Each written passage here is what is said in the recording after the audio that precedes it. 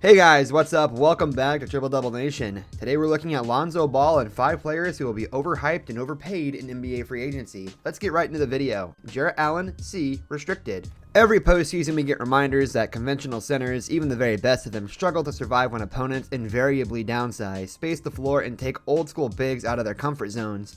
The pace and space revolution is over half a decade old now, and it's only getting crueler to 7-footers who can't switch or shoot threes.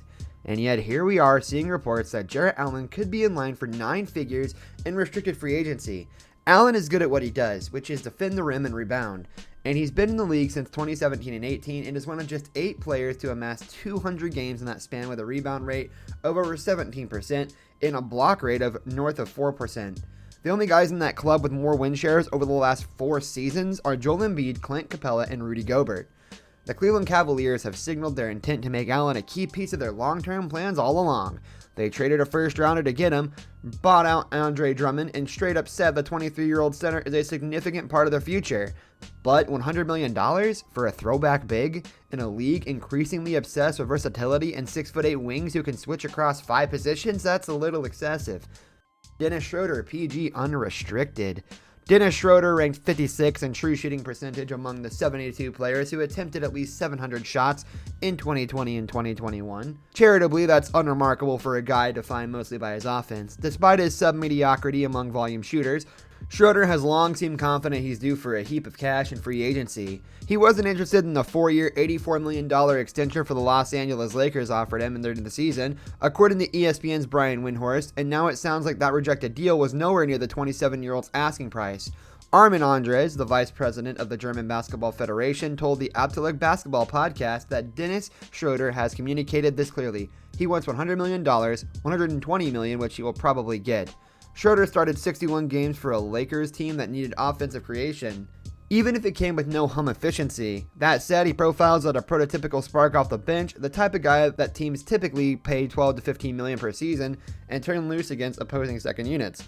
The money Schroeder is seeking, which he may very well find, is that of a top-flight starter. This is a classic case of John Hollinger's Birds Rights trap, when a team is capped out and cannot replace key talent on the open market, but it can spend lavishly to retain its own players. Schroeder isn't worth what he's hoping to get, but he's got a good chance of getting it anyways. 3. Lonzo Ball, PG, restricted. Several factors could combine to make Lonzo Ball a fine player among this offseason's most grossly overpaid free agents. Start with his restricted status, which sometimes prompts teams to extend offer sheets at rates designed to make the player's incumbent team uncomfortable. The ideal offer sheet is a slight but calculated overpay. Add to that the fact that Ball is such a perfect plug-and-play fit on virtually any roster, and you get the potential for several competing offers driving up his price.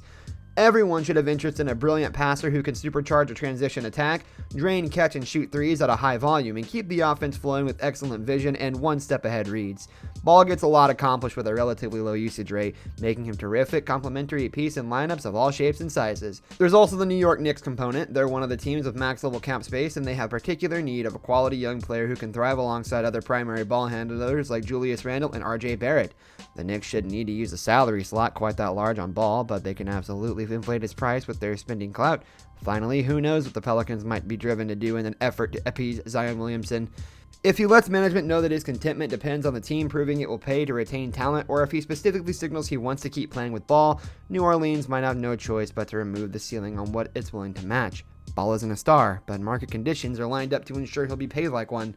Mike Conley, PG, unrestricted. Mike Conley made his first All-Star team in 2020 and 2021 and shot a career-best 41.2% from long range. An all-time good dude, and a critical creator for a Utah Jazz team that needed as much playmaking as it could get. The 33-year-old clearly brought a lot to the table this past year. Utah's disappointing second-round playoff exit had several causes, but the hamstring injury that limited Conley to just 26 minutes in the entire series belongs atop the list.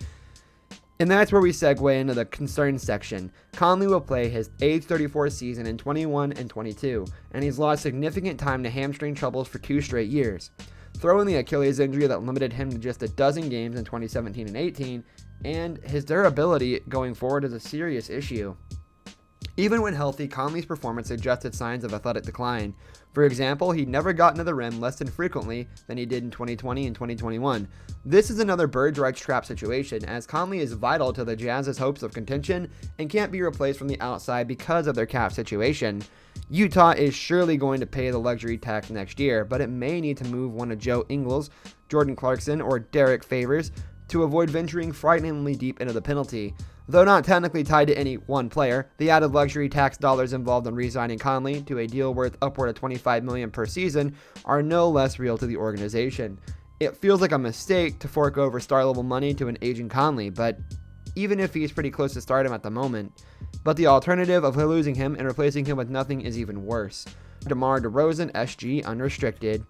DeMar DeRozan averaged just under $28 million per season on his last deal, and there's a surface-level case for paying him that much on his next one. He's averaged over 20 points per game in 8 straight seasons, he gets to the foul line at elite rates for his position, and he's become one of the best passing wings in the game over the last 4 years, peaking with 6.9 assists nice per game in 2020 and 21.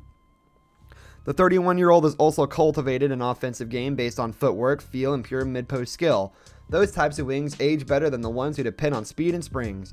Bubbling underneath all that comforting, we should definitely pay this guy. Data is a troubling and consistent truth. DeRozan's production and reliability have almost never correlated with on-court success for his team. In 11 of his 12 seasons, including the last 9 in a row, DeRozan's teams have performed better with him on the bench. The veteran wing has played for several different coaches and alongside dozens of different teammates for 2 different franchises during that span. If DeRozan's team's producing superior net ratings without him is a coincidence, it's one of the most confounding imaginable rebuilding clubs with copious cap room, like the Oklahoma City Thunder shouldn't have invested in DeRozan. But you can imagine the New York Knicks, Dallas Mavericks, or Miami Heat believing the veteran could put them over the top and pay him accordingly. Unless a dozen years of on-off splits suddenly reverse themselves, the club paying market rates for DeRozan will regret it. John Collins, Atlanta Hawks, unrestricted. John Collins essentially set a max contract target by turning down a $90 million plus extension over the offseason. Collins is good, but a max deal will pay him more than $28 million in year 1. And he might get it. His performance has something to do with it. He has developed into one of the league's most comprehensive frontcourt weapons, someone who stretches the floor, can finish downhill out of the pick and roll, and who is comfortable putting the ball on the deck. Just 3 other players are averaging at least 15 points per game on an effective field goal percentage, better than 60 over the past 3 seasons, while appearing in as many games: Clint Capella, Rudy Gobert, and Montrezl Harrell. Bacon Collins rebounding and improved defense, and he's closing out well on shooters, quicker to pick up divers, and busting up plays as a helper. And it won't take much for teams to talk themselves into giving him the bag. A lackluster tippy top of the free agent market only further emboldens those willing to spend. Let's assume Mike Conley, Kawhi Leonard, and Chris Paul will stay put. The best available free agent is then who? Kyle Lowry? DeMar DeRozan? It could be Collins. That title, however superficially inflated, ensures top dollars offers on its own. Alright guys, thank you so much for making it to the end of the video. If you enjoyed, please leave a like rating down below and comment which player will be overpaid the most. See you guys next time. Have a great day.